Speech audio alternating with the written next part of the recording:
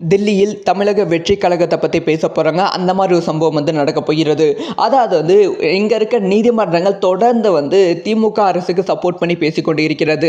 So Madurai கிளை நீதிமன்றமும் சரி, நீங்கள் சென்னை நீதிமன்றம் சரி தொடர்ந்து விஜய் அவர்கள் எதுக்கு இவ்வளவு கூட்டம் கூடுனாங்க அப்படிங்கிற விஷயம் தெரிந்தாலுமே விஜய் அவர்கள் எதுக்கு பேசினாங்க அப்படி இப்படின்னு டிவிகே மீதும் விஜய் அவர்கள் மீதும் அடுத்தடுத்த கேள்விகள் எழுப்பிக் கொண்டு இருக்கிறார்கள். இந்த சமயத்தில் ஆதவ் அர்ஜுன் தலைமையிலான ஒரு குழு டெல்லிக்கு சென்றிருக்காங்க அப்படிங்கிற செய்தி கிடைச்சிருக்கு.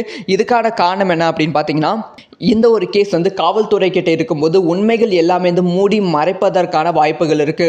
அதனால இந்த ஒரு கேஸ் சிபிஐ விசாரணைக்கு செல்ல வேண்டும் அப்படிங்கிற விஷயத்தை கோரிக்கை வைப்பதற்காக டெல்லி சென்றிருக்காங்க அப்படிங்கிற செய்தி கிடைச்சிருக்கு. ஆனால் இன்னொரு தரப்பு என்ன சொல்லிட்டு இருக்காங்கன்னா, டைரக்டா பிரைம் மினிஸ்டர் ஆதவ் அர்ஜுன் அவர்கள் மீட் பண்ண போறாங்க, பிஜேபி தலைமையை மீட் பண்ண போறாங்க, அவங்க கிட்ட உதவி கேட்க போறாங்க அப்படிங்கிற செய்தி கிடைச்சிருக்கு. இது எந்த அளவுக்கு உண்மை தெரியல. ஆனால் ஆதவ் அர்ஜுன் அவர்களோட டெல்லி பயணம் உண்மை. இந்த டெல்லி பயணத்துக்கு அப்புறமா டெல்லி பயணம் முடிச்சுட்டு வரும்போது ஒரு பெரிய இம்பாக்டோட தமிழக அரசியல் இருக்கும் அப்படின்னு சொல்லப்படுகிறது. ஸோ அடுத்தடுத்து தமிழக அரசியல் ஒரு பெரிய பரபரப்பை தமிழக வெற்றி கழகம் கிளப்பிக் கொண்டு இருக்கு. ஸோ விஜய் அவர்கள் சொன்ன மாதிரி தான் இப்போ டிஎம்கே வைசஸ் டிவிகே அப்படிங்கிற போட்டி உருவாக்கி விட்டது.